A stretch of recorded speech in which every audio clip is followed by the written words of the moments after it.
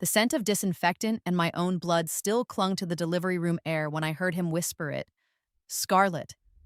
Not the name we'd discussed during 9 months of what I'd foolishly believed was shared anticipation. Not Emma, after my grandmother who'd raised me with calloused hands and fierce love. Not Grace, which we'd written in careful cursive on the baby registry I'd spent weeks perfecting. Scarlet, her name? I watched through exhausted eyes as my husband, though the word felt foreign now, like speaking a dead language, cradled our daughter against his chest. His phone was pressed to his ear, and I could hear her voice bleeding through the speaker. Sweet, breathless, delighted. Scarlet Rose, he murmured, his thumb tracing our baby's tiny fist. Just like you wanted, darling. The fluorescent lights above buzzed with mechanical indifference as my world collapsed inward, folding like origami made of grief. I'd suspected, of course. The late meetings that smelled of expensive perfume rather than conference room coffee. The way he'd started showering immediately when he came home, washing away evidence I was too naive to fully recognize. The secret phone calls he claimed were work emergencies, even when his office was closed. But this, naming our daughter after his mistress, this was a betrayal so complete it felt like dying. I must have made a sound, some small noise of devastation because Daniel finally looked at me. His face carried the flush of new fatherhood, but underneath lurked something else. Guilt, perhaps. Or maybe just irritation at being caught. The baby's perfect, he said, disconnecting the call with practiced ease. 10 fingers, 10 toes. Her name, I whispered, my voice scraped raw from labor and heartbreak. Scarlet suits her, don't you think? He didn't meet my eyes. She looks like a Scarlet. She looked like me. Dark hair, the suggestion of my stubborn chin already visible in miniature. But I said nothing. The nursing staff bustled around us, checking vitals and recording details on charts that would forever mark this moment. Birth weight, 6 pounds, 4 ounces. Length, 19 inches. Name, Scarlet Rose Chen. The name that would follow my daughter through life, chosen by a woman who'd never carried her, never felt her first kicks, never counted contractions through the long night. I closed my eyes and let the darkness take me. The accident happened 3 weeks later. I'd been driving to the grocery store, Scarlett sleeping peacefully in her car seat, when the semi-truck ran the red light. The last thing I remembered was the screech of brakes and the terrible certainty that I'd failed to protect the one person who mattered most. I woke up in a hospital bed to the sound of Daniel's voice arguing with someone in the hallway. Of course I'm devastated, he was saying, his tone pitched for public consumption. Losing my wife and child in such a tragic accident, I don't know how I'll move forward. But I wasn't dead. I was lying right here listening to him lie with the same smooth confidence he'd used to cover his affairs. And Scarlet. Where is she? I tried to speak, but only air emerged. My throat felt raw, unused. A nurse appeared at my bedside, her expression gentle but confused. Ma'am, you've been unconscious for several days. You suffered significant trauma in the accident. My daughter, Scarlet, where... I'm sorry, but there was no child in the vehicle when the EMTs arrived. The world tilted sideways. Through the partially open door, I could see Daniel embracing a woman with auburn hair and designer shoes that cost more than my old car payment. She was crying prettily into his shoulder while he comforted her with the same hands that had once promised to love and protect me. That's when I understood. Somehow, impossibly, I'd been given a second chance. Not to live the same life, but to choose a different one. 2 years earlier, I stood in front of the mirror in our shared apartment, smoothing my hands over the dress Daniel had bought me for his company's annual gala. Navy blue silk that cost more than I made in a week at the nonprofit where I worked, but he'd insisted. You have to look the part, he'd said, fastening the delicate silver necklace around my throat. Tonight's important for my career. At 26, I was still young enough to believe that love meant sacrifice, that being supportive meant shrinking myself to fit into the spaces he carved out for me. I'd quit my job at the animal shelter, too much dog hair on my clothes, he'd complained, and taken the position at the Children's Literacy Foundation because it sounded appropriate for a future executive's wife. But as I looked at my reflection now, armed with the devastating knowledge of what was to come, I saw something different. I saw a woman who'd been groomed to be grateful for scraps. Daniel emerged from the bedroom, adjusting his cufflinks. Ready, sweetheart? This time, when he called me sweetheart, I heard the calculation beneath the endearment. How many other women had he called sweetheart? How many times had he practiced these same gestures in other mirrors? Actually, I said, reaching behind my neck to unclasp the necklace, I'm not feeling well. You should go without me. His expression flickered. Surprise, then annoyance, carefully masked. Claire, we discussed this. My boss is expecting to meet you. I've been talking about my beautiful girlfriend for months. Then perhaps you should have thought about that before you started sleeping with Scarlett Morrison from accounting. The silence that followed was profound. I watched the color drain from his face, watched him scramble for denials that we both knew were lies. In my first life, I'd discovered the affair 6 months later when I was already pregnant and trapped by my own naive trust. This time, I had the advantage of foreknowledge. I don't know what you're talking about, he said finally, but his voice lacked conviction. I walked to the closet and pulled out his laptop bag, the one he'd asked me to organize last week in my previous timeline. The same laptop that contained months of email exchanges with Scarlett, including detailed discussions about their future together and his plans to leave me once the timing was right. Scarlett.morrison.rh at your company email, I said, watching him flinch. The hotel receipts in your car's glove compartment are for the Marriott downtown, room 412. You've been meeting her there every Tuesday and Thursday for 3 months. His face cycled through several expressions: guilt, panic, anger, and finally, calculation. Claire, listen, it's not what you think. It's exactly what I think. I slipped off the engagement ring he'd given me 6 months ago, the modest diamond that had once seemed like a symbol of our future. Now it felt like a shackle. I'm moving out tomorrow. You can't do this. The mask slipped completely, revealing the entitled anger beneath. Do you have any idea how much I've invested in this relationship? The dinners, the gifts, the emotional manipulation, the gradual isolation from my friends and family, the way you convinced me to quit the job I loved so I'd be financially dependent on you? Each word hit its mark. I'd had 2 years to analyze our relationship through the lens of hindsight, to catalog every red flag I'd missed in my eagerness to be loved. You're being dramatic, he said, his voice taking on the patronizing tone I'd once found reassuring. Couples fight. We can work through this. No, I said simply, we can't. I left him standing in our bedroom, surrounded by the life we'd built on a foundation of his lies and my willingness to ignore them. The night air tasted like freedom and possibility as I walked to my car with a single suitcase, leaving behind everything that didn't truly belong to me. The apartment I rented was a far cry from the polished space I'd shared with Daniel. A converted loft in an arts district that smelled of coffee and canvas primer, with exposed brick walls and windows that let in rivers of natural light. It was mine in a way nothing had been mine for years. I'd also made another crucial decision. Instead of working at the nonprofit that had never truly valued my contributions, I reached out to Marcus Chen, the CEO of Chen Dynamics, a tech company I remembered from my previous life's business news. In my first timeline, I'd read about his expansion into sustainable energy ventures that would make him one of the city's most influential power brokers. The coffee shop where we met hummed with afternoon energy. Marcus was younger than I'd expected, perhaps early 30s, with sharp eyes and an expensive watch that didn't match his casual sweater. He listened intently as I outlined my proposal. You want to develop a grant application system for underserved communities to access clean energy technology? He said, his fingers steepled in front of him. And you believe this would be profitable? I believe it would be transformative, I corrected. The profit comes from positioning Chen Dynamics as an industry leader in corporate responsibility. Government contracts, tax incentives, partnerships with major foundations. The financial benefits are secondary to the social impact, but they're substantial. I'd spent weeks researching, using my knowledge of future environmental policies and public opinion shifts to craft a proposal that would seem visionary rather than merely informed by hindsight. Marcus leaned back in his chair. Most people pitch me technology solutions or market expansions. You're talking about fundamentally changing how we think about corporate citizenship. Because that's where the industry is heading, I said with confidence I couldn't have possessed in my first life. Companies that adapt now will dominate the market in 5 years. Those that don't will be footnotes.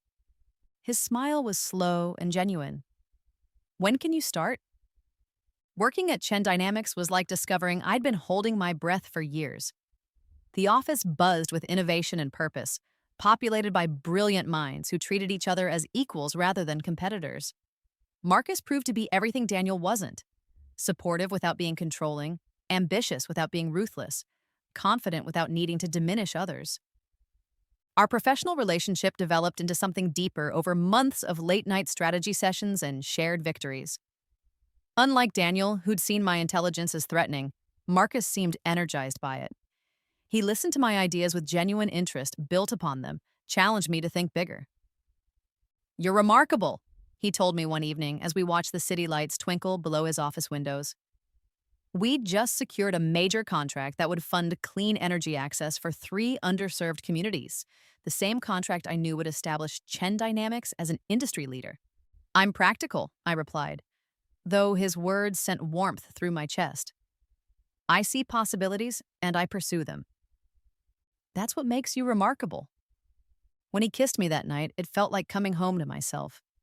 Not the desperate gratitude I'd felt with Daniel, but a recognition of genuine partnership.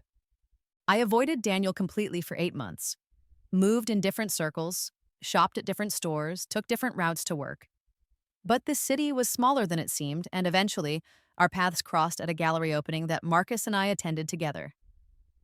Daniel looked older, somehow diminished. The confident swagger I'd once found attractive now seemed forced, desperate. Scarlett Morrison stood beside him, her hand possessive on his arm. She was beautiful in the way of expensive things, polished, perfect, ultimately fragile. "Claire," Daniel said when he spotted me across the room. His voice carried a note of surprise, mixed with something that might have been regret. "You look different." I did look different. Success suited me. The designer dress I wore was purchased with my own money, earned from work that mattered.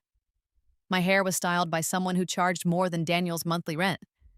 Most importantly, I carried myself like a woman who knew her worth. "Daniel," I acknowledged politely. "Scarlett." Scarlett's smile was sharp as broken glass. "Oh, you're the ex-fiancé. Daniel's told me so much about you." "All true, I hope," I replied pleasantly. Marcus materialized at my side, his presence both protective and supportive. "Everything all right, darling?" The endearment, genuine rather than calculated, made Daniel's jaw tighten visibly. "Marcus Chen," I said, making introductions with the confidence of a woman who belonged in these circles. "This is Daniel Wright from Morrison and Associates." I watched Daniel's expression change as he recognized the name. Everyone in the city's business community knew Marcus Chen, knew the influence he wielded, the doors he could open or close with a word. "Pleasure," Marcus said, his tone cordial but distant. He had a gift for making people feel dismissed without being overtly rude. "I heard about your engagement," Scarlett said, her voice honey-sweet with malice. "Such a surprise, considering how quickly you moved on." "Not really," I replied smoothly. "When you know what you want, waiting becomes pointless." The conversation lasted perhaps 5 minutes, but I could see the calculation in Daniel's eyes as he processed what my new life meant. The connections, the resources, the protection that came with being Marcus Chen's partner. In my first life, he'd discarded me because he saw me as expendable. Now, I was untouchable. The pregnancy announcement came 6 months later, delivered not through social media or a chance encounter, but through a private investigator's report that Marcus commissioned after Daniel started making inquiries about our relationship. "Scarlett Morrison is pregnant," Marcus told me over dinner at our favorite restaurant. 3 months along. They're planning a wedding for next month. I set down my wine glass carefully. Even knowing this was coming, even having lived through the devastating aftermath once before, the news still struck like a physical blow. "He's rushing the timeline," I observed. "In my original life, they waited until after the baby was born to make their relationship public." Marcus reached across the table to take my hand. He was one of the few people who knew the truth about my second chance, though he'd accepted it with the pragmatic grace of someone who'd built an empire by believing in impossible things. "What do you want to do?" he asked. That was the difference between him and Daniel. Marcus asked what I wanted, rather than telling me what I should feel. I want to be ready, I said, because this isn't over, not yet. The wedding was a small affair at City Hall, attended by immediate family and a few close friends. I knew because Daniel's mother called me, her voice thick with disappointment and confusion. I don't understand what happened, Claire, she said. You were so good for him. This new girl, she's ambitious, but there's something cold about her. Mrs. Wright had always liked me, perhaps because I'd never posed a threat to her influence over her son. Scarlett, with her designer ambitions and social climbing instincts, was clearly a different story. People change, I said gently. Sometimes we have to let them go. He asks about you, whether you're happy, whether you've moved on. The irony was rich. In his mind, I was the one who'd gotten away, the good woman he'd lost through his own weakness. He had no idea that I'd deliberately walked away from a future that would have destroyed me. I hope he finds what he's looking for, I said, and meant it in ways Mrs. Wright couldn't understand. The birth announcement came in early December, accompanied by a photo that someone forwarded to my personal assistant. Scarlett, radiant in a hospital bed, cradling a small bundle, while Daniel beamed beside her. The caption read, Scarlett Rose Wright, 6 pounds 4 ounces, 19 inches, our perfect little angel. I stared at the photo for a long time, seeing not the happy family they wanted to project, but the fractures already beginning to show. Daniel's smile didn't reach his eyes. Scarlett's grip on the baby seemed possessive rather than nurturing, and the child, my daughter in another life, looked exactly as I remembered. Dark hair, stubborn chin, my eyes in a stranger's face. She's beautiful, Marcus said softly. He'd found me in my office, staring at my phone screen with an expression I couldn't name. She would have been mine, I whispered. In my first life, that was my baby, my daughter. I know. His arms came around me from behind, solid and warm. And in this life, she's exactly where she needs to be. It was a cruel kindness, but he was right. Scarlett Rose Wright would grow up as Daniel and Scarlett's daughter, shaped by their values and limitations. The daughter I'd lost had been conceived in love. Naive, misguided love, but love nonetheless. This child was born from calculation and ambition, a tool to bind Daniel to a woman who'd orchestrated their entire relationship. They'll destroy each other, I said. Eventually, Marcus agreed, but that's not your responsibility anymore. The first cracks appeared when Scarlett Rose was 6 months old. Daniel, never comfortable with the reality of parenthood, had apparently expected fatherhood to be all photo opportunities and none of the exhausting daily grind. Scarlett Morrison Wright, she'd taken his name with triumphant efficiency, discovered that babies required more attention than her carefully curated social media presence could accommodate. The gossip filtered through the city's social circles like water through stone. Daniel, working longer hours to avoid the chaos at home. Scarlett, increasingly desperate to maintain her image while managing an infant who didn't sleep through the night. Their arguments, once conducted in whispers, growing loud enough for neighbors to hear. I learned these details not through deliberate investigation, but through the natural flow of information that surrounded successful people. Marcus moved in overlapping circles with half the city's power brokers, and news had a way of reaching us whether we sought it or not. Morrison and Associates is struggling, Marcus mentioned one evening as we reviewed quarterly reports. Daniel's billing hours have dropped significantly since the baby was born. His focus seems divided. I made a non-committal sound, but privately, I felt a complex mix of satisfaction and sadness. In my first life, I'd borne the burden of balancing work and motherhood largely alone, while Daniel's career had continued its upward trajectory. Now, with a partner who demanded equal attention and social status, he was discovering the cost of divided loyalties. The moment I'd been waiting for came when Scarlett Rose turned 1 year old. Daniel reached out directly, sending a message to my work email that bypassed all our usual boundaries. Claire, I know I have no right to contact you, but I need to ask a favor. Could we meet for coffee? There are things I need to say. I stared at the message for a full minute before forwarding it to Marcus. His response was immediate. Your choice entirely. But if you decide to go, you're not going alone. The coffee shop where we met was neutral territory. busy enough to discourage dramatics, but quiet enough for conversation. I arrived first, choosing a table near the window where afternoon light would illuminate both of us clearly. No shadows, no hidden expressions. Daniel looked exhausted. The confident man I'd once been engaged to had been replaced by someone who seemed perpetually overwhelmed, as if life was happening to him rather than being shaped by his choices. "Thank you for coming," he said, sliding into the seat across from me. "You said you had something important to discuss." "I made a mistake, Claire, a terrible mistake." I'd known this conversation was coming, had prepared for it, but hearing the words still sent a jolt through my system. In my first life, he'd never acknowledged his wrongdoing, never expressed regret for the choices that had cost us everything. "Which mistake?" I asked mildly. "There were several." He flinched. "All of them, but especially leaving you for Scarlett." I don't know what I thought, that the grass was greener, that I deserved something more exciting. And now I wake up every morning in a house that doesn't feel like home, married to a woman who sees me as a stepping stone rather than a partner. Our daughter cries constantly, and neither of us knows how to comfort her because we're too busy fighting about whose fault it is. The bitter irony wasn't lost on me. He'd named his daughter after his mistress, believing it would cement their passionate connection. Instead, every time he called the child's name, he was reminded of the lies and betrayal that had brought them together. "I'm sorry your marriage isn't what you expected," I said carefully. "But I'm not sure why you're telling me this." "Because I want you to know that you were right. About everything.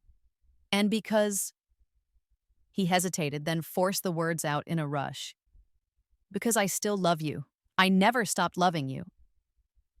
The declaration hung in the air between us like smoke. Once, these words would have meant everything to me. In my first life, I'd longed to hear them, had died believing that our love story was unfinished. Now, I felt only a distant sort of pity. "Daniel," I said gently, "you don't love me. You love the idea of me. The woman who made your life easier, who didn't challenge your choices or threaten your ego. That woman doesn't exist anymore." "She could," he said desperately, "if we tried again." "I'm engaged to Marcus Chen," I interrupted, raising my left hand to show him the ring he'd somehow missed. It was beautiful, elegant, and expensive enough to make Daniel's eyes widen. More importantly, it represented a partnership built on mutual respect rather than convenient compromise. The silence that followed was painful to witness. I watched him process this information, saw the moment when he realized that I hadn't just moved on, I'd moved up. "When?" he asked finally. "2 months ago, we're planning a spring wedding." "Do you love him?" The question was small, broken, and I found I couldn't punish him with false kindness. "Yes," I said simply. "I love him the way I thought I loved you, but with full knowledge of what I'm choosing. He challenges me to be better while accepting who I am. He supports my ambitions without trying to control them. He makes me feel like a partner rather than an accessory." Daniel's face crumpled slightly. "I could change. I could be that person for you." "No," I said firmly. "You couldn't, and more importantly, I wouldn't let you try." "Some bridges burned completely, Daniel. Ours was destroyed the moment you chose to build a future with another woman while still promising one to me." He left the coffee shop looking smaller somehow, diminished by the reality of consequences he'd never expected to face. I stayed for another hour, watching the city move past the windows and thinking about the strange mathematics of second chances. Marcus found me there as the afternoon faded into evening. He slid into Daniel's abandoned seat without comment, signaling the barista for his usual order. "How do you feel?" he asked when his coffee arrived. "Free," I said, and realized it was true. For the first time since I woke up in that hospital bed, I feel completely free. "Good." His smile was warm, uncomplicated. "Because I have news that might interest you." He reached into his jacket and withdrew a manila folder. Inside were financial documents, legal papers, and what appeared to be a contract. "Morrison and Associates is filing for bankruptcy," he said without preamble. Daniel's reduced productivity, combined with several major clients jumping ship after his personal life became public knowledge, has made the company unsustainable. I scanned the documents, recognizing the law firm's letterhead, the clients I remembered from my first life. How did this happen so quickly? Professional reputation matters in this city. When word spread that he'd cheated on his pregnant fiancée and then married his mistress, certain people reassessed whether they wanted to be associated with his business practices. The irony was exquisite. In my first life, Daniel's affair had remained hidden until after our deaths, allowing him to maintain his professional standing while my reputation suffered. Now, with his pattern of behavior exposed, the consequences had followed him instead. Scarlett's family is threatening to cut off financial support unless he stabilizes his career, Marcus continued. Apparently, they invested heavily in the wedding and the assumption that he was a rising star in the legal community. What happens now? Now they have two choices. He can declare personal bankruptcy and start over, probably working for someone else's firm. Or, Marcus paused, his expression carefully neutral. Someone could acquire Morrison and Associates' remaining assets and client list for substantially less than market value. Understanding dawned slowly. You're thinking of acquiring them.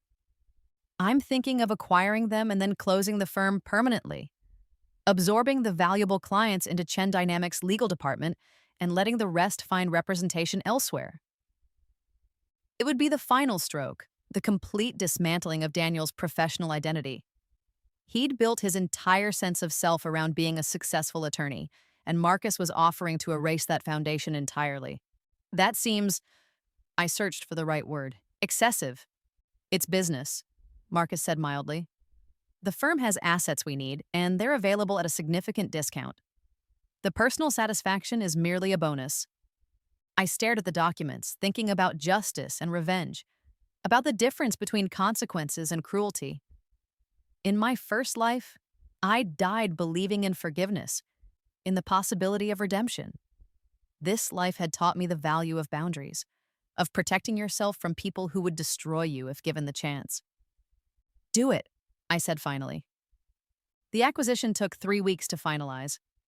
During that time, I watched from a distance as Daniel's world continued its systematic collapse. Scarlett, faced with the reality of financial instability, had begun spending more time at her parents' house, often taking little Scarlet Rose with her. The message was clear. If Daniel couldn't provide the lifestyle she'd married him for, she'd find it elsewhere. Their divorce announcement came on a Tuesday, buried in the legal notices section of the city's business journal. Right and Right have filed for dissolution of marriage, citing irreconcilable differences. Custody arrangements for their minor child are pending mediation. I felt no triumph, only a weary sort of closure. Scarlet Rose would grow up shuttled between parents who'd used her as a weapon in their war against each other, just as I'd once feared would happen to the daughter I'd lost. Some tragedies couldn't be prevented, only relocated. The final confrontation came 6 months later, at the opening of Chen Dynamics' new sustainable energy research facility. The event was a celebration of everything we'd built together, the contracts I'd secured, the partnerships Marcus had negotiated, the future we were creating for underserved communities across the region. Daniel appeared near the end of the evening, somehow having slipped past security. He looked like a man clinging to the wreckage of his own making. Expensive suit that no longer fit properly, shoes that needed resolving, the desperate air of someone who'd lost everything and didn't understand why.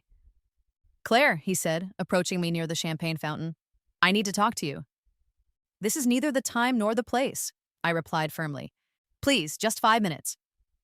Marcus appeared at my shoulder, his presence both protective and intimidating. "Is there a problem here?" "No problem," Daniel said quickly. "I just wanted to congratulate Claire on her success." "How generous," Marcus said dryly. "I also wanted to give you this." Daniel reached into his jacket and withdrew an envelope. "It's from Scarlett. Well, little Scarlett, my daughter." My breath caught. The envelope was child-sized, decorated with crayon flowers and careful lettering that spelled out Claire in purple marker. "She asked me to bring it," Daniel continued. "She doesn't understand why the nice lady from the pictures doesn't visit anymore." The cruelty of it took my breath away. He was using his own daughter's innocence as a weapon, trying to trigger my maternal instincts to manipulate me into engaging with him. "Your daughter doesn't know me," I said firmly. "Whatever photographs she's seen, whatever stories she's been told, I'm a stranger to her." She could know you, Daniel pressed. If you wanted. What I want, I interrupted, my voice cutting through his desperation like ice, is for you to leave. What I want is for you to accept that the consequences of your choices are permanent.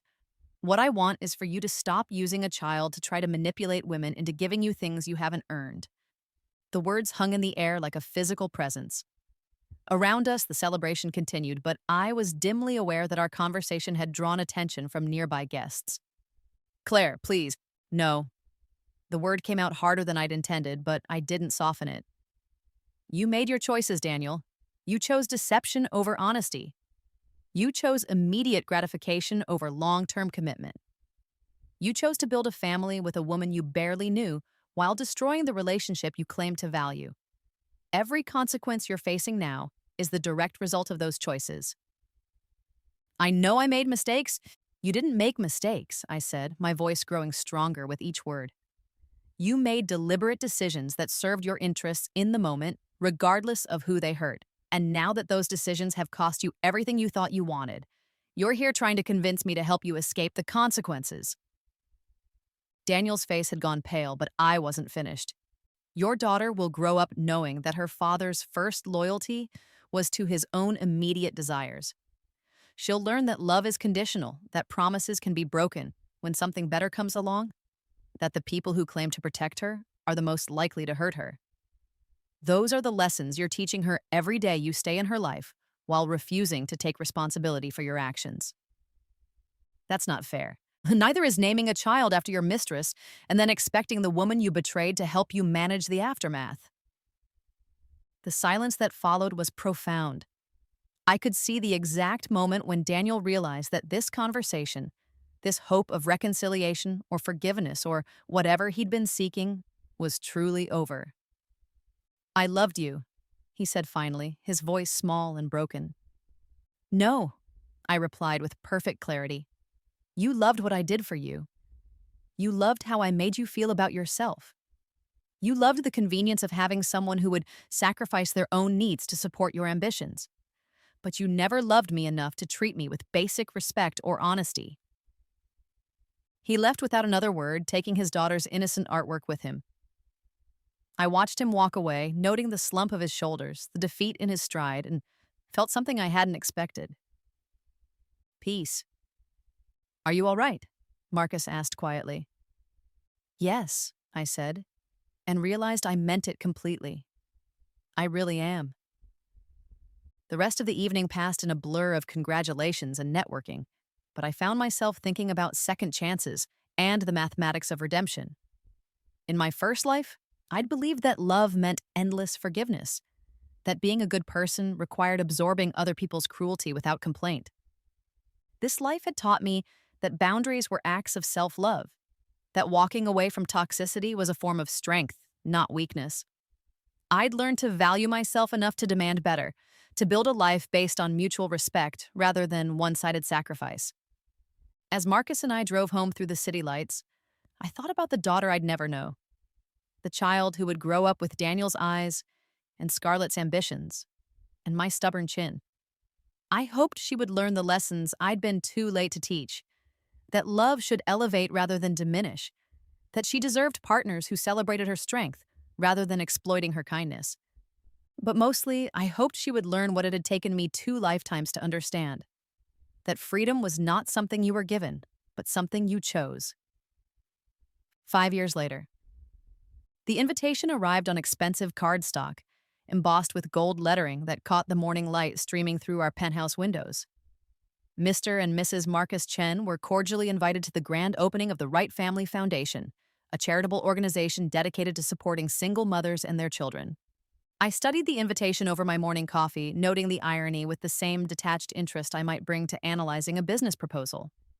Daniel had apparently found his redemption in public service, though I suspected the motivation was more about rehabilitating his reputation than genuine altruism. Going to RSVP? Marcus asked, reading over my shoulder. No, I said, dropping the invitation into the recycling bin. I have better things to do.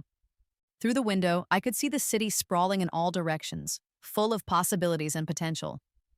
Chen Dynamics had expanded into 6 countries, Our clean energy initiatives had brought power to 47 underserved communities, and the foundation Marcus and I had established was funding scholarships for 100 students each year. More importantly, I was happy, genuinely, completely happy in a way that didn't require anyone else's diminishment or defeat. I'd learned the difference between justice and revenge, between healthy boundaries and toxic grudges. My phone buzzed with a text from my assistant. The Morrison Group called. They want to schedule a meeting about potential collaboration on the Guatemala project.